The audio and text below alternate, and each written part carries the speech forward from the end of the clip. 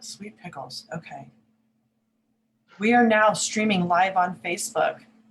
Good evening. I want to introduce you to, I'm Jen Phillips. I want to introduce you to my new friend, Molly Christiansen. She is a mom of 7 and really excited to hear about what this amazing woman with so many children, need 2 hands to count them all, what has she done with them? What has she done with it, educating them, and how has this life been, I'm sure, full of lots of excitement and fun in her household. So Molly, thank you for joining us this evening. Really, really appreciate it. How are you tonight? I'm doing well. Thanks for having me on. No problem, no problem. So I do only have 7 though, not 10. No, but you still need 2 hands. It's true, it's true. So tell us a little bit about yourself and your family and what brings you to Facebook tonight. Yeah, so I am mom to 7 kids, which is a lot these days, but you know, some of us maybe just need a little more kids to learn the lessons we need to learn. And I think, let's see, where do we want to go with this? You know, when my oldest son was 4, I started getting this feeling that I needed to homeschool him. And I said, heck to the no. I'm not organized. I don't know how to do that. I mean, rocket science would have been easier for me to wrap my head around. But so I sent him off to school the next year. I still kept getting this feeling. And so for first grade, I was like, okay, we're going to do this. So I pulled him out after spending the entire summer making intricate plans of how I was going to homeschool him. And that's when I started the homeschool journey. And that was like 20 years ago. And wow. I'll tell you, that first year, it was so miserable. But I'm also pretty stubborn, shall we say. And I thought, you know, I'm not going to let all that work go to waste. Plus, I kind of really felt like I needed to do this thing. So I'm going to figure this out. And so, you know, despite all the mistakes and all the learning curve, I think we finally figured out a nice groove so that when the additional kids came along, we could add them into it too. And it worked out nicely since then. That's very cool. Was it hard for was it a son or a daughter? A son. Was it hard for him to, like, I would say, stop going to school? So he went to school for a year, but then you kept him home. Was that a hard thing for you to make that decision? Or to have, like, with him, I mean, you're the mom and you're the grown-up, so clearly, but 20 years down the road, things are a little bit different. Parenting is a little bit different. A lot of parents I see is, what does my kid want? And where is my kid, kind of thing. So I'm just curious, how did your child kind of make that transition? You know, he was actually thrilled because he had a lot of social anxiety with going to school. I mean, I pretty much forced him to go into the classroom the first day of school. And I was like, you know, something's not quite right about this. And I did it anyway, though, because that's what we do. Right. And, yeah. So in a way, he was pretty thrilled to come home and not have to go to school. Fair enough. And there's a lot of kids that have that they've never been to. They didn't do daycare. They lived at home with mom and dad or split schedule, however that worked when the kids were little. But as soon as like that first day of like release from the parents, it's major anxiety for kids. Yeah. and how to deal with that. And so to be able to have the opportunity to relieve that stress by creating a homeschooling environment was probably a tremendous release for you as well, not having to struggle with him, like with the stress of going to school and the separation. Absolutely. I mean, he would ride the bus to school and there would be big kids stealing his hat and beating him up. And I was like, you know, we think we send our kids off to get to socialize, but I'm not sure that's the socialization I want for him. Fair enough. I get asked a lot of times by parents, friends of mine, and they're like, well, Jen, you're in the education field. Like, what do you recommend? And there's a couple things that I recommend when we look at a 4 or 5 year old. And it's like, well, the first thing I ask them is when they say, should I send my kid to kindergarten early? And I say, how fast do you want the love of learning beat out of them? And they're like, oh, really? I'm like, yeah, like that's what it is. Unless you're going to homeschool or you've got some sort of other kind of, yeah, that's really kind of what it is. And as much as I love the kindergarten teachers that I work with, who are magicians, by the way. I've been working with 3 of them all week long. And I'm like, I don't know how they maintain sanity when they've got 20 kids right now online, trying to keep them in focus. This is not even like in classroom, like That's a the nightmare. magician's there too. And it's like, holy cow, holy cow. And so it's a different, kindergarten's a whole different environment from a kid who's been at home. And Yeah. so that's one of the things I tell my families that I meet with. And then the other one is, they're like, well, what, like what's important in school? And like, should I homeschool, charter school, public school, private school, magnet school? What should I do? And I'm like, my next question to them is, what's important to you? And so what I heard you say is, what experiences I want my child to have, I'd like to be a little bit more in control of. Yeah, for sure. For sure. And even just going off to kindergarten, he was bringing home behaviors that I was like, what? Where does this even come from? I mean, I figured it out, but I was like, I'm not so sure that that's really what I want you to be taught this year. Right. And it's amazing the curriculum that we are given as public school teachers, because that's what I do by day. And there's so many other things that children learn besides what's on that piece of paper. Oh yeah. And I think there's a lot of amazing public school teachers out there, but I also think that they're very constrained by the system. And so they can't always be as flexible and as connected to the students as we would hope. Or as they would want. Yeah, or they'd want. Yeah. Fair enough.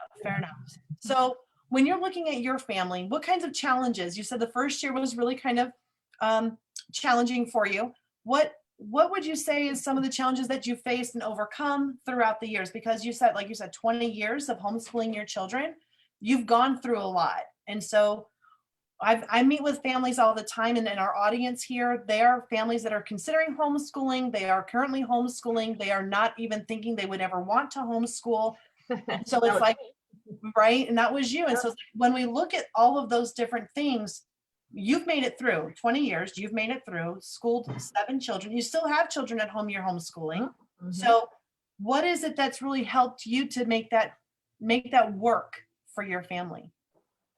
That was a lot of good questions wrapped up in one, I can tell you that some of the challenges that we had are like, we found out that my son was blind in one eye. And so we had to do a lot of therapy. And I thought, probably a good thing that I'm home with him to be able to do that. And, my daughter, when we started homeschooling her, the number 2, she had serious food allergies. And so we had to do, if you've ever had a kid that's, randomly sick, you got to do a lot of research and figure that out. Yeah. We had no idea what was wrong with her. And it turned out to be gluten intolerance, which nobody knew about 20 years ago. No, nobody knew about that. There's like, your kid's sick and don't let him eat anything. So, for that, I was so grateful that we were at home learning that. But I think, probably one of the biggest things that I learned was that real education is not just about making them pass a test, because that first year, the reason why I was so miserable is because I was trying to make him learn everything, because I wanted to prove that, I wasn't failing him. And I was like, okay, kid, you got to be ahead because I'm not going to be a failure. And I'm like, man, what a lot of pressure to put on that poor kid. Right. Well, and yourself. Yeah, that too.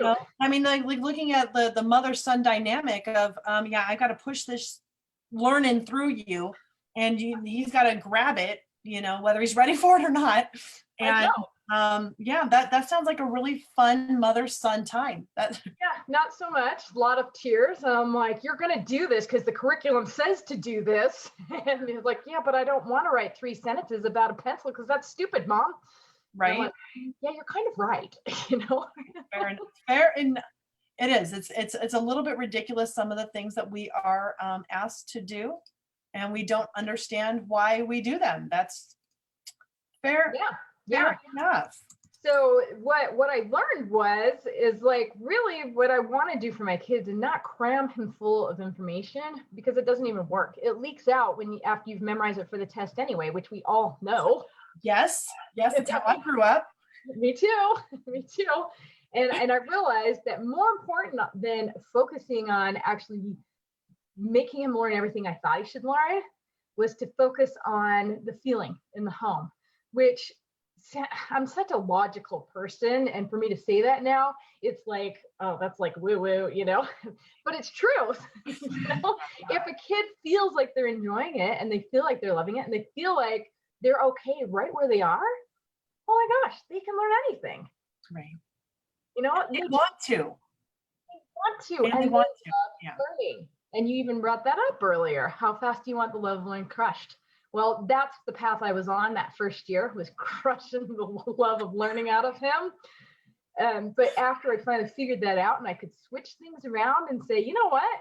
Why don't we focus on the things that you enjoy? Why don't we focus on your strengths? Why don't we build you up and get you confident? And then you can learn anything. Fair enough. It's true. Yeah.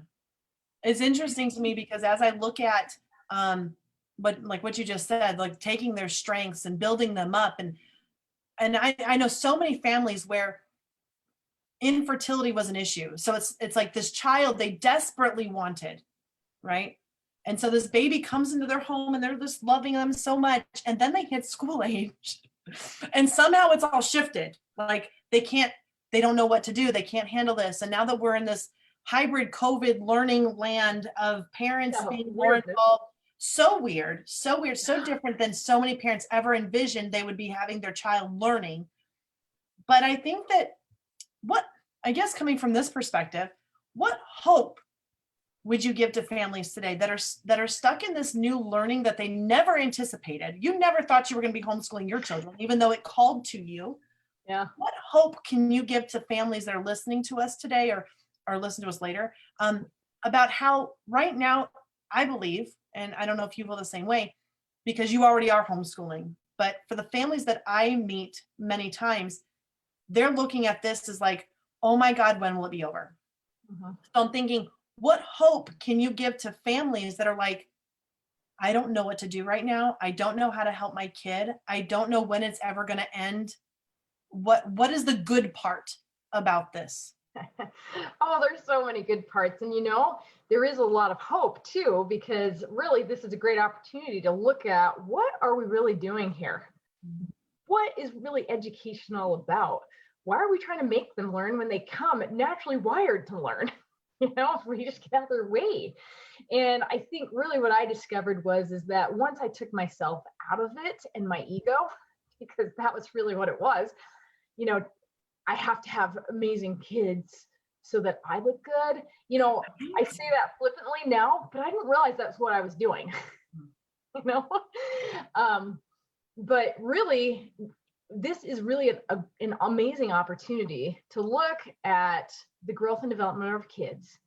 And one thing I love to teach is that when we look at our kids as on their own paths, if talk about the hero's journey, that's the pattern I love to talk about, because it changed the way I looked at everything. Some of you may or may not be familiar about the hero's journey, but we'll have to talk about that one next time, probably, right? We'll be talking about that next time. Yes, we will. I can't wait. But really, the whole idea is that these kids come to us as individuals. And when this child is born, you look into that baby's eyes and you're like, wow, I'm in love. And this kid is amazing and I'll do anything for them. But the question is, will you actually even just let them go on their own path? Instead of making them go on the path you think that they should go on.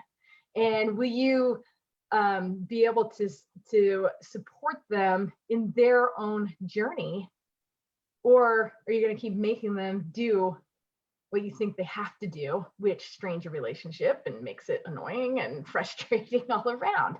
And so as we can start looking at our kids as these amazing human beings that they are, with so much potential for greatness, and they're born with the goodness, it's like, okay, they're not quite there yet. We can see that as they get older, but we can see also that they have so much potential. And that's every parent's greatest dream, is to see their kids live up to their potential and not waste it, right? And the problem is, I think a lot of times as parents, we don't feel like we lived up to ours.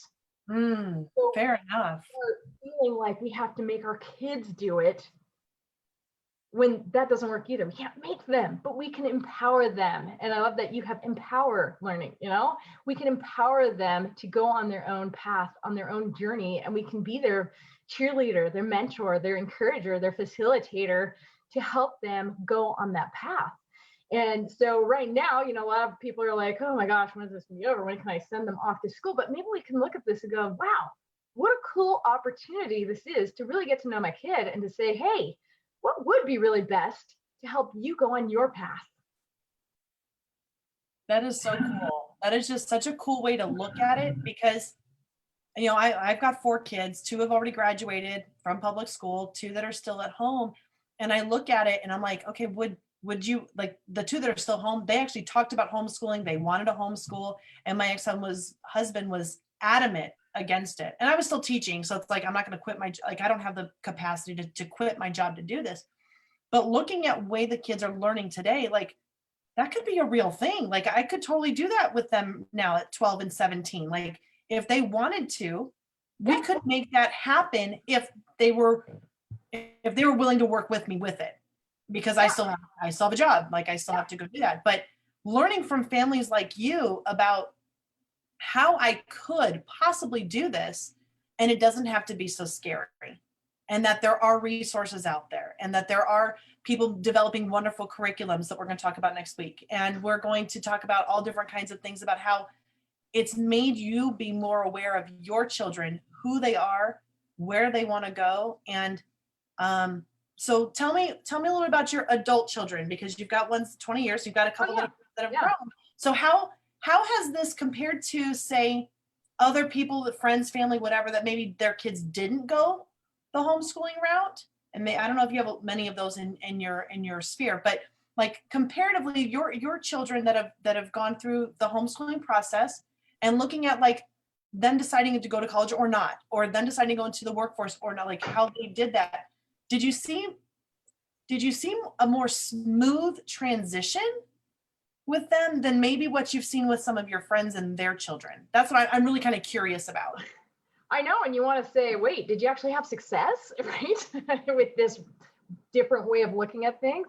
And I would, yeah, for sure. Like, my oldest son, he did not love to write when he was I told you the thing when he was in 6th grade, I was always trying to make him write these things. And I finally realized I had to ditch that curriculum. And I did not make him write for like 5 years, but we did other natural things that helped develop his skills so that he could become a writer. When he was 12, he dictated an entire novel to me because he didn't want to write it, but I was like, I'll type it for you. I just say, I'll write it for you because you don't have the motor skills yet. But then he got tired of waiting for me and he ended up writing himself, figuring it out, right? So then, as time goes on, he got better and better. He took all these AP classes during high school because that's what he wanted to do. Actually, he took AP tests. He studied for them. He did a couple in school, but then he decided that was a waste of his time and he could be more efficient at home. See, not every kid is like this, but this was his path, right? And then, along the way, I did worry a little bit that maybe he wouldn't know how to write or whatever. But you know what? He took these college classes and wrote amazing essays. He wrote entrance essays to the university. He got a full ride scholarship. He went off to university and didn't have to pay for it. And he did really well. And actually, when he got there, he was like, you know what? I totally know how to manage my time because all these kids are coming in and they're finding that college classes are like maybe twice a week. And they don't know how to manage their time because they had always had classes every single day. Right. And he's like, I know how to do this. And he just slipped right in and it was great. It was fine, That is so way cool. Yeah. And so he ended up majoring in marketing, and then he has worked in marketing for like 3 years now. And now he's gone back to go get his MBA, and he got a full scholarship for that too. So I think that's really interesting because I think a lot of times those of us that are parents of public school kids or private school kids, we're like, there's no way I could homeschool. I need them to go to college. And if they don't get good grades or scholarships, how are they going to do that? And I didn't know, because I didn't know, you're ignorant and naive to what you don't know. Like, full ride scholarship for a homeschooling kid, that is so amazing. Like, to know that happens is really, really incredible for me. Like I can now share that story with other people who are scared to have their child do this, you know? And so it's, Well, he actually got his associate's degree during high school because that's what he picked to do. So he did it by taking AP tests, and he also took some distance ed classes. So I'm like, you can totally do it. And then the way he got the full ride scholarship, because he had his college grades, but he studied for the ACT, got a good grade. You know, I mean, so much of it happens that now, not every single kid is a good test taker, and that may not be part of their path, and that's okay too. You know, my next daughter, she ended up going to she always wanted to go on a study abroad. And I was like, you know, we have 7 kids. I'm not sure how we're going to make that happen. Right. But I thought, you know what? It could happen. So I kept my eyes open. And one day somebody posted on Facebook and said, I need a nanny to come live with me and my kids. I have 6 kids, so I'm feeling a little busy, and we live in Ecuador. And I read that and I was like, oh, that's. But then I thought, wait a second, this is an amazing opportunity. I don't know this woman, but we have common friends. I contacted her, and she ended up being able to go on a study abroad for 3 months down to Ecuador. I mean, the doors are wide open when you homeschool. It's amazing. And then after she came back, she did actually get some college credits, and she was working towards her associates. But when she did the study abroad, she's like, okay, I won't have time now to finish it, so that's okay.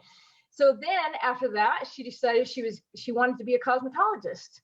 So the end part of her senior year, she started doing cosmetology school.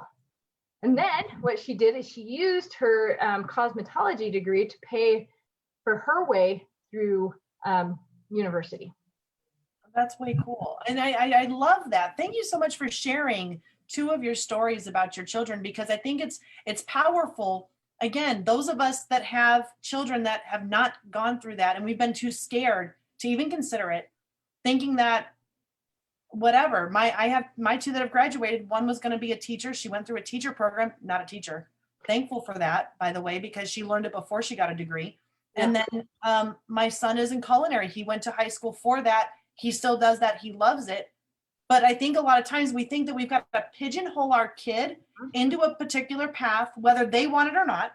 And that's the direction that they're going to go, and that there are no real other options. And so thank you for sharing that with us today. And I want to wrap it up, because you've given us a lot of things to think about, but I want to let everybody know we're going to be back next week.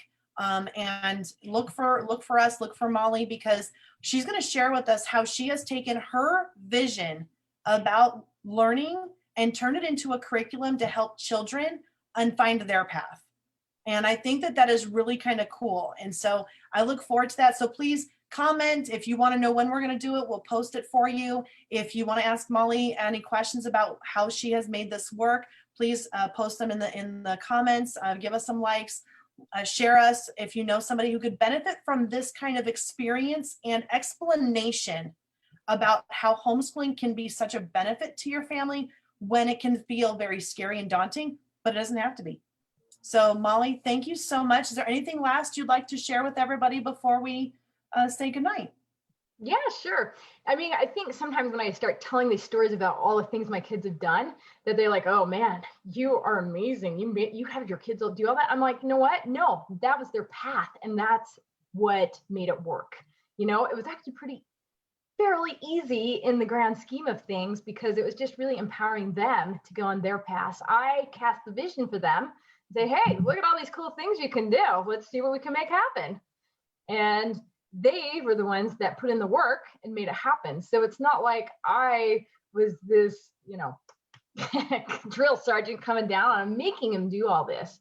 It's more about allowing your kids to go on their journeys, because there's so many cool things that they can do that they will love, and they'll succeed in their eyes. And that's probably what's most important. And I hear you saying that. I'm like, it almost feels like you got out of the way. Yeah.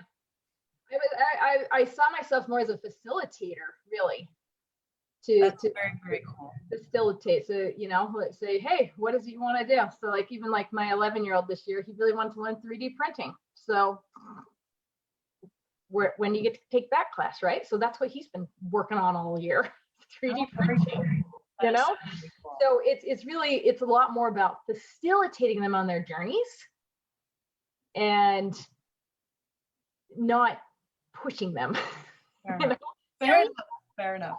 But, you know, I'm not shoving them down this path.